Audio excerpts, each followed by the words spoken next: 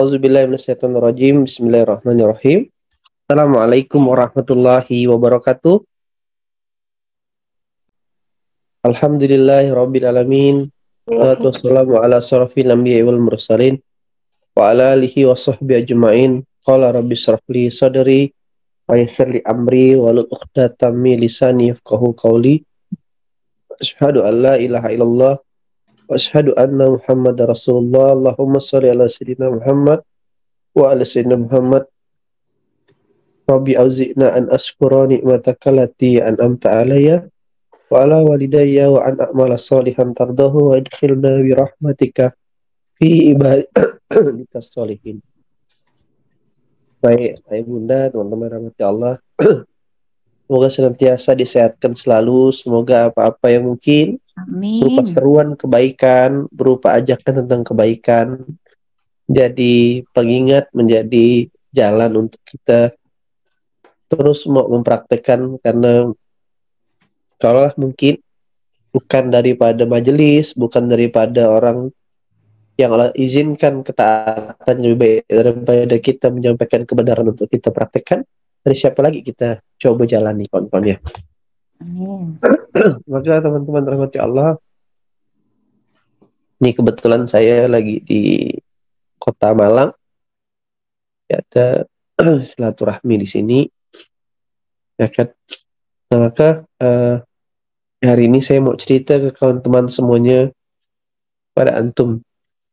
Dari perjalanan panjang, ya kan, kemarin banyak ketemu orang, ngobrol sana kemari, itu lagi balik-balik merenung, belajar, melihat, ya kan, apa-apalah yang membuat orang nih sumber dari segala sumber persoalan, apa yang membuat si orang tuh juga masih bermasalah dalam kehidupan, dan apa juga yang membuat orang tuh akhirnya terus bertumbuh kehidupannya. Terlepas daripada dia punya cerdasan, dia punya keahlian, dia punya kerja keras, karena itu semua hanyalah bonus ya, hanyalah mindset ya kan. Tapi apa-apa yang membuat dia ditumbuhkan Allah, dan apa-apa yang membuat dia dijatuhkan Allah, ternyata sederhananya letak daripada pahaman dia tentang bagaimana terhadap rezeki yang sudah Allah titipkan. Nah, begitu deh. Nah, karena ibaratkan kendaraan, hidup ini seperti kendaraan teman-teman, seperti mobil ya kan. Benar bahan bakarnya, betul pembakarannya, maka melajulah itu mobil. Tapi kalau salah bahan bakarnya, ya kan, rusak, kotor tempat bensinnya, maka dia akan membuat sendat-sendat. Nah, karena kalau komponen yang lain itu sifatnya sudah tetap, ya kan, karburator, piston, rantai, itu sudah bawaan dari pabrik. Lalu originalnya demikian. Yang bawaan dari manusia, yang bawaan dari konsumen, itu adalah bahan bakar. Sama dengan tubuh ini teman-teman. Semua yang Allah ciptakan ini sudah sempurna di hadapan Allah untuk kita. Lalu yang menjadi acuan untuk kita adalah bahan bakar yang kita isi setiap hari. Allah sudah ciptakan 2 mata, 2 tangan, 2 lubang hidung dengan sempurna. Mulut di sini. Antum kebayang kan? Kalau ternyata hidung tuh letaknya di sini. Masuk hujan lah dia tiap hari. Masuk. Karena hujan masuk airnya. Nah, sempurna Allah desain. Lalu apa yang membuat si A dan si B berbeda secara kualitas? Ternyata bahan bakar. Oke, ternyata bahan bakar. Nah, jadi ya kayak kemarin kan kejadian di pondok, mobilnya bensin diisi solar, alhamdulillah. Baru jalan langsung mogok di tepi jalan. Gimana kira-kira? Pernah nggak mobil bensin, mobilnya Pertalite, tapi diisi solar? Yang terjadi apa kira-kira? Mogok, Kiai. Tidak bisa Mogok. jalan. Iya. Nah, begitulah kira-kira kalau manusia ini masuk ke dalam tubuhnya, mengalir ke dalam tubuhnya bahan bakar yang salah. Yang harusnya diisi air tiap hari yang diminum minyak, habislah dia. Nah, fundamental bahan bakar yang Allah sebutkan itulah. Jadi Allah perintahkan, Allah sebutkan permainannya yang menjadi apa namanya? Membuka dalam Al-Qur'an di surah Al-Fatihah, tujuan kamu adalah menuju ke jalan yang lurus ya. Baik ya Allah, kata kata kita sebagai seorang hamba. Lalu kemana nih jalan yang lurus ya Allah? Jalan yang lurus itu adalah sebuah jalan yang penting ada aku di situ. Mau dia jalan berkelok kah? Mau dia jalan terjal kah? Mau dia jalan menanjak kah? Atau jalan yang landai kah? Intinya ada aku. Tidak ada hubungannya jalan tuh landai terus tapi tidak ada aku. Berarti itu bukan jalan yang lurus. Bukan siratal mustaqim. Begitu dulu desain permainan yang kawan-kawan harus pahami. Oke. Jadi ihdinas siratal mustaqim, tunjukkan aku jalan yang lurus tuh. Yang penting ada aku di situ, ada ridhoku. Baik itu jalan yang susah maupun jalan yang mudah. Ada orang, ini berkali-kali saya kasih analoginya. Ada orang kalau takdirkan masuk penjara. Bagi kacamata dunia, penjara itu tempat yang hina. Tapi dalam penjara itulah wasilah dia menjadi seorang nabi. Namanya Yusuf. Jadi penjara itulah membuat jadi wasilah dia, membuat dia jadi seorang ustadz, menulis mencari Tuhan yang hilang, namanya Yusuf Mansur, Ustadz Yusuf Mansur. Dalam penjara itulah lahirlah sebuah buku yang hari ini jadi jalan juga menjadi bagian perjalanan dakwah saya, Hijrah Ekstrim, namanya Mirani Mauliza. Artinya kawan-kawan, bukan masalah kondisi penjaranya, tetapi dari penjara itu kita bisa menemukan keimanan apa tidak. Nah, sebaliknya, ada orang dapat duit 10 miliar. 10 miliar itu dia pergi ke panti pijat. Dia pergi ke, sebelum itu juga, ada orang masuk penjara gara-gara kasus narkoba. Di dalam penjara, dia malah jadi bandar narkoba. Tambah kejahatannya. Artinya sama-sama masuk penjara, tapi ada yang satu dapat dapat mutiara hikmah, dapat ridho Allah, jadi lebih baik. Ada yang satu tambah berantakan, tambah hancur. Itulah kalau dalam diagram manusia yang pernah kita bahas.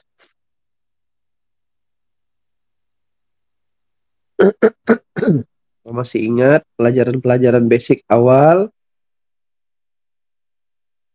4 golongan tadi.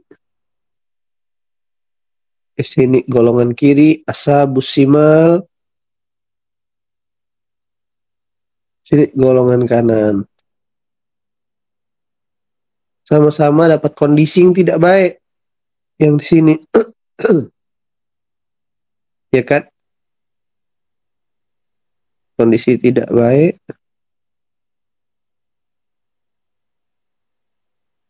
Dan menantang Allah. Surah 25 ayat 28. Orang-orang yang sudah masuk neraka nyalahkan orang. Kondisi tidak baik, tapi dapat ridho Allah. Siapa dia? Itulah Nabi Adam. Itulah Nabi Yunus. Lalu ada orang yang dapat kondisi baik, tapi tetap ya bermaksiat, tetap ya menentang Allah.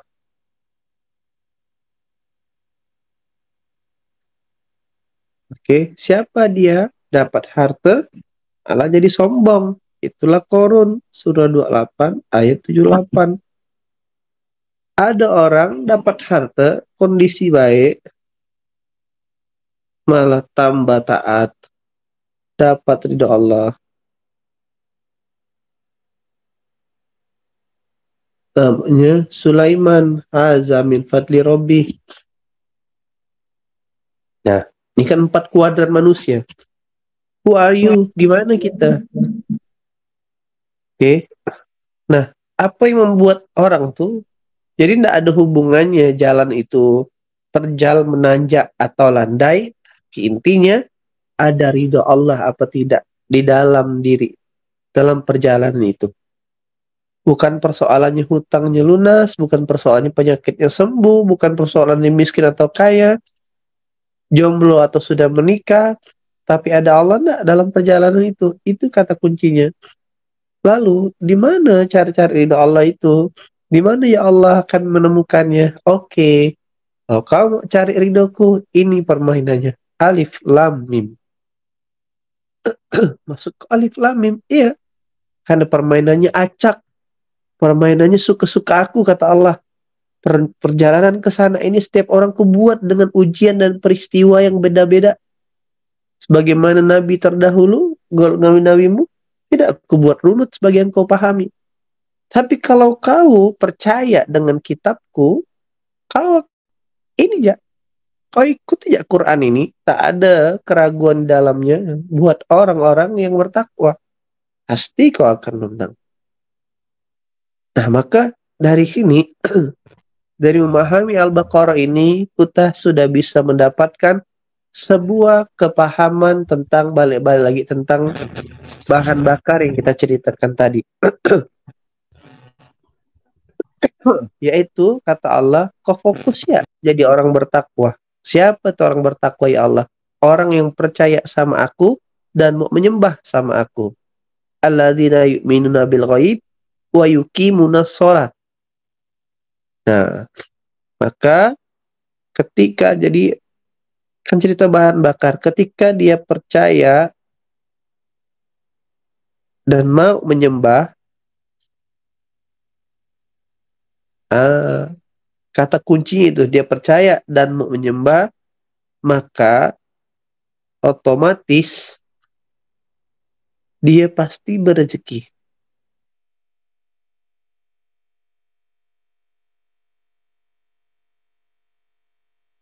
Dia beriman, dia percaya sama aku, percaya sama malaikatku, percaya dengan semua ketetapanku, dan dia mau menyembah aku. Oke, coba kawan-kawan tengok ya. Perhatikan, rukun iman itu semuanya tentang percaya. Percaya kepada Allah, percaya kepada malaikat Allah, percaya kepada kitab Allah, Rasul Allah, hari kiamat, qadar dan qadar. Terus kita komparasi dengan rukun Islam. Yang pertama syahadat, yang kedua apa? Apa rukun Islam yang kedua? Salat. Rukun Islam yang ketiga? Puasa. Puasa. Salat. Yang keempat baru? Zakat. Zakat. Kira-kira zakat itu berarti kan rukun Islam. Syarat sahnya orang menjadi orang Islam. Nah, coba kita renungkan sejenak. Orang bisa berzakat itu kan ada perintah berzakat. Tandanya dia dititip, dia punya harta apa enggak kira-kira? Punya harta. Nah, maka setelah dia percaya, 6 dia rukun iman.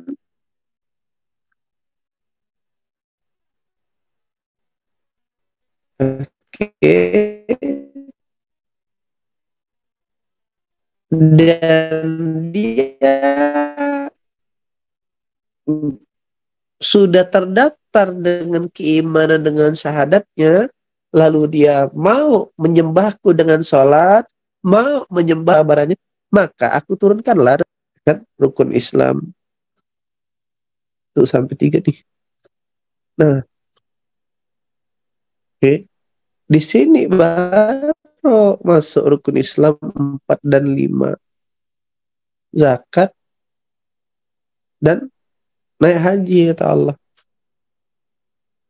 Nah, jadi poin ini tidak akan pernah, poin B tidak akan pernah terjadi, oke, secara ideal bahan bakarnya kalau poin A-nya masalah.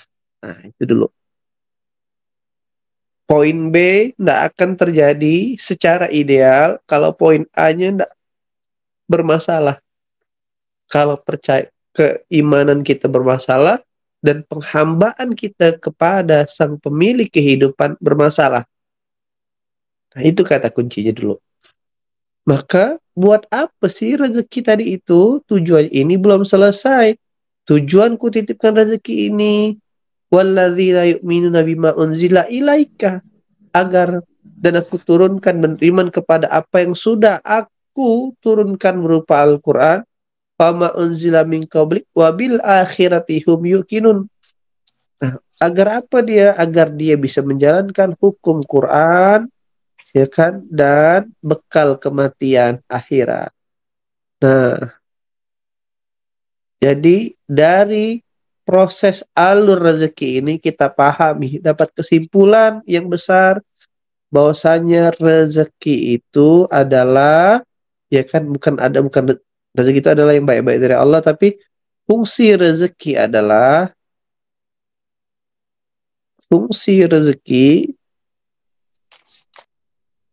sama dengan alat untuk ibadah. Nah, dapat disuruhkan zakat, dapat untuk naik haji, dapat untuk menjalankan perintah-perintah Quran, dan menyiapkan bekal kematian. Inilah dia.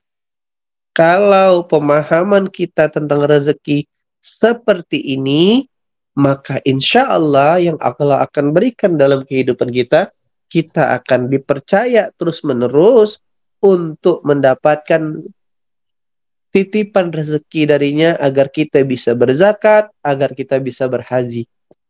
Nah, kesalahan kita selama ini yang terdoktrin dari zaman dahulu berpikir bahwasanya ya kan, bahwasanya adalah rezeki itu untuk kesenangan diri. Betul nggak kira-kira? Coba ingat-ingat. Dari gampang, dari doa aja tadi subuh. Doa kita lebih banyak mikirkan rencana ibadah atau kira-kira untuk diri sendiri. Ya Allah, semoga tahun ini bisa berangkat ke luar negeri, jalan-jalan, ganti handphone, menikah, naik jabatan, bisnis besar. Kira-kira itu kalau dirunutkan, kalau dikategorikan untuk kesenangan diri atau alat untuk ibadah, kawan-kawan. Kesenangan diri, Kiai. Itulah yang menjadi masalah dalam kehidupan. Di level-level kita ini yang udah ngaji, yang udah paham berulang-ulang, harus sudah memiliki kesadaran. Sudah memiliki kesadaran. Jangan-jangan nih, yang jadi masalah, doa aku. Kayak gitu loh. Oke, saya statusnya pelajar. Oke, kira-kira kawan-kawan, saya datang ke sekolah, belajar dengan guru matematika. Maka yang benar adalah, kalau saya tidak tahu, dan saya masuk kelas, maka pertanyaan atau diskusi saya dengan guru matematika tadi adalah seputar PR matematika. Kira-kira kalau saya datang ke sekolah itu, belajar, diskusi sama guru matematika, saya tanya, Bu, mana lah Bu ya, apa namanya, saya ini maunya sambil sekolah bisa, dalam kelas belajar bisa makan kacang. Sama nanti saya istirahat, minta nasi kuning. Saya maunya duduk di depan, ada yang mijitkan saya belakang. Kira-kira konteks seperti itu nyambung nggak dengan pelajaran matematikanya? Enggak. Nyambung nggak?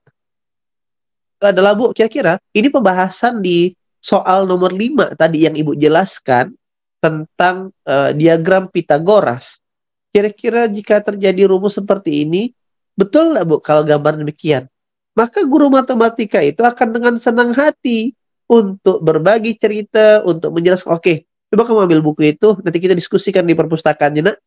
Begitulah Allah. Kalau wahai saudaraku, engkau diskusikan hari-hari tentang dirimu, aku tuh ciptakan kau bukan untuk kau tuh apa megah-megahan rumah, bukan untuk kau tuh punya mobil keren-kerenan, bukan untuk kau tuh kesenangan dirimu sendiri. Nah, ketika konsep pemahaman kita benar tentang diagram proses rezeki ini, kita percaya dan menyembah, baru dapat rezeki dan fungsi rezeki. Maka ayatnya wa anfiqu mimma razaqnahum yunfikun. Dari situ kita bisa belajar. Wa anfiqu mimma razaqnahum yunfikun, dan infakkanlah sebagian rezeki yang sudah kami titipkan. Berarti perintahnya kawan-kawan, infakkan, salurkan, distribusikan, bagikan. Allah tidak sebutkan infakkanlah harta yang sudah kami titipkan, melainkan infakkanlah rezeki. Berarti kalau mata adalah kita anggap rezeki, tenaga rezeki, kecerdasan rezeki, waktu rezeki, kesehatan rezeki, harta rezeki, maka balikkan lagi dia buat Allah. Kasih waktu, gunakan untuk mendekatkan diri ke jalan Allah. Datang ke majelis, cari guru. Dikasih tenaga, berbuat kebaikan, nolong orang. Dikasih kecerdasan, mikirkan agama Allah. Dikasih harta, salurkan. Insya Allah, betul bahan bakar antum. Sehat, melesat kehidupan kawan-kawan. Lalu posisi kita di mana? Allah sudah sebutkan, sudah ketika engkau jalankan 4 bisnis proses ini, oke? Kalau kau sudah jalankan 4 peristiwa ini, baru jatahmu yang kelima. Nah, ulaika ala hudam min rabbihim wa ulaika humul muflihun. Nanti aku yang kasih petunjuk dan keberuntungan. Nah, namanya keberuntungan berarti tidak bisa diterka-terka. Dia akan datang suka-sukaku, tapi aku yang paling tahu. Keberuntungan bagi seseorang yang hari ini hidup dalam kesendirian, dapat suami, dapat istri. Keberuntungan bagi orang yang sudah menikah bertahun-tahun tapi belum dikaruniai keturunan, tiba-tiba Allah izinkan sekali dikasih kembar. Keberuntungan bagi orang yang hidup dalam keterbatasan, Allah datangkan tiba-tiba dapat proyek, dapat amanah, dapat rezeki. Itulah keberuntungan. Nah, jadi jatahnya kita di akhir, salahnya kita. Nah, setelah praktik ini baru jatahnya kita di sini, petunjuk dan beruntung. Inilah jatahnya manusia. Oke. Nah, jatahnya kita tuh di belakang. Lah kita kebalik. Jatahnya kita ngambil. Ini kan kalau proses A, proses B, proses C, proses D. Di B, kita udah cukai di awal, bos. Kita dapat rezeki, bukannya mikirkan perintah Allah, bukannya memikirkan bekal mati, yang kita sibuk menghias diri. Habislah kita. Itu yang jadi persoalan. Nah, mulai dapat flow-nya, bisa dipahami? Dapat, Oke. Nah, maka tadi yang menyebabkan kendaraan itu jadi tidak melakukan gini. Kendaraan diciptakan pabrik itu sama dengan manusia yang diciptakan Allah dalam arti secara analogi. Artinya sudah dilengkapi dengan komponen yang terbaik. Yang membedakan kendaraan yang menjadi tugas pemilik kendaraan adalah bahan bakarnya, yang menjadi haknya. Demikian juga manusia. Yang menjadi kuasa penuh dalam pengaturan manusia tergantung bahan bakar yang dia isi. Itulah rezeki. Maka harus dipahami sekali lagi, saya ulangi, rezeki. Apa fungsi rezeki, kawan-kawan? Alat untuk beribadah. Alat ibadah. Ibadah, ulang-ulang. Apa fungsi rezeki? Alat untuk Alat ibadah. untuk ibadah. Alat untuk ibadah. Tidak lebih daripada itu. Nah, maka begitu dapat rezeki, itu kenapa rumus doanya warzukni wahdini. Ya kan? Setelah berilah aku rezeki dan berilah aku petunjuk ya Allah. Begitu rumusan yang Allah ajarkan. Nah, nah ini harus jadi kepahaman buat teman-teman semuanya setelah Allah kasih rezeki, mintalah petunjuk sama Allah. Artinya apa? Artinya kalau minta petunjuk, berarti bukan kita yang menentukan.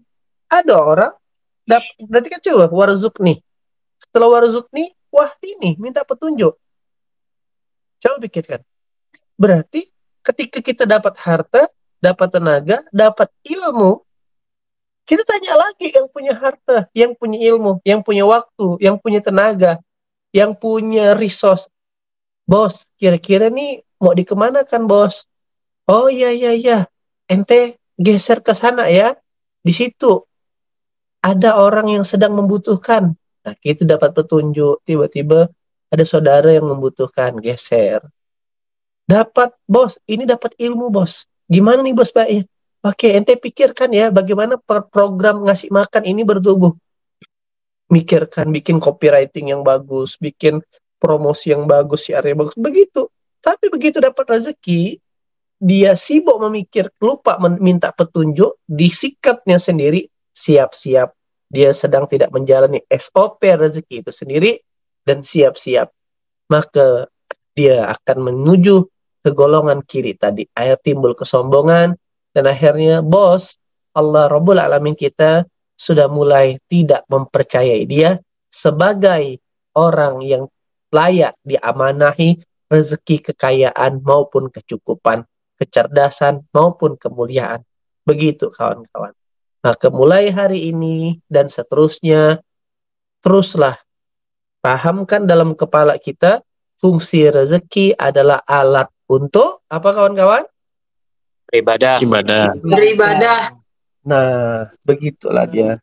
Itu yang bisa saya sampaikan hari ini teman-teman. Oke. Semoga bisa dipahami secara kaidah kehidupan. Yang baik-baik dari Allah, yang kurang dari saya pribadi. Ini saya pagi ini meluangkan waktu lagi di perjalanan ke Allah ke sini. Saya bilang, oh teman-teman bilang, kan masih ingat pelajaran saya kan? Bahwasanya, apa pesan, kadang saya sampaikan, rezeki itu dapatnya perintah. Kawan-kawan bilang, Bang, kata teman-teman, tak ada niat sih ke Malang ini tadinya. Dan dia langsung pulang. Tiba-tiba ada orang-orang awal yang bersama dakwah saya di Malang, Kiai kalau ke Jawa Timur nak mampir-mampir lagi, gitulah dia. Jadilah luang-luang waktu silaturahmi. Oh itu silaturahmi Kiai. Ini ada guru yang tidak dikenal, orang baik, banyak, tidak dikenal banyak orang. Saya udah ceritakan pengen silaturahmi. Saya akhirnya merasa, oke, pagi ini dia cuma ada waktu, banyak artis, banyak pejabat kok silaturahmi, tidak mau dia. Tapi begitu tentang cerita tentang Kiai, mau dia dengarkan, mau silaturahmi, ini kesempatan langkah. Maka bagi saya, oke, saya tunda kepulangan, kita silaturahmi. Inilah perintah, inilah petunjuk. Begitulah cara jalan kehidupan. Oke, yang baik-baik dari Allah, yang kurang dari saya pribadi. Assalamualaikum warahmatullahi wabarakatuh.